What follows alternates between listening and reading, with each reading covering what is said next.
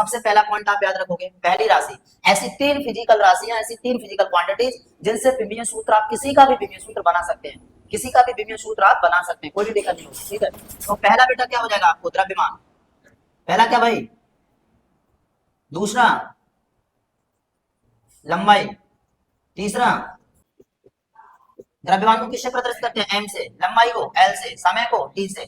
बस इन तीनों को जब हम मिलाते हैं बेटा तो M L T power A V C, इनकी घातों के रूप में प्रदर्शित करना ही विमीय सूत्र कहलाता है। इट इज वेरी सिंपल, ध्यान से समझिए। विमीय सूत्र की परिभाषा देंगे आप क्या कहेंगे, द्रव्यमान, लंबाई तथा समय की घात ए बी सी के रूप में व्यक्त करना ही विमीय सूत्र कहलाता है। यानी समझ में आ गया सबको, तो ये बेटा विमीय सूत्र होता है। जैसे समझिए ध्यान से, यहाँ पर अगर मैं कहूं बेटा आप क्षेत्रफल की विमा निकालो, किसकी विमा बाबू, क्षेत्रफल की, नजर सामने से प्रदर्शित करेंगे ए से, तो क्षेत्रफल बराबर सभी जानते हैं क्या होता है, लंबाई इंटू चौड़ाई, लंबाई, बात समझना ध्यान से, क्या लंबाई आ गया, लंबाई आ गया इंटू चौड़ाई, नजर सामने। बेटा चौड़ाई भी किसकी इकाई होती है, लंबाई की, किसकी इकाई होती है, लंबाई की। अगर लंबाई को हम इकाई एल में नापेंगे, मतलब मीटर में मापेंगे, तो चौड़ाई को भी किसमें मापेंगे, मीटर में। लंबाई को अगर सेंटीमीटर में मापेंगे तो चौड़ाई को भी किसमें मापेंगे, सेंटीमीटर में। अगर बेटा लंबाई में मापेंगे तो चौड़ाई को भी फीट में माप सकते हैं, कोई प्रॉब्लम, बात समझिए। मतलब लंबाई और चौड़ाई की इकाई एक ही होगी, जो क्या होती है, एल, जो क्या होती है भाई, एल। तो लंबाई एल इंटू चौड़ाई एल, तो बेटा एल एल एल क्या हो गया, एल स्क्वायर का विमीय सूत्र समझ में आ गया। और एक बात याद रखिए,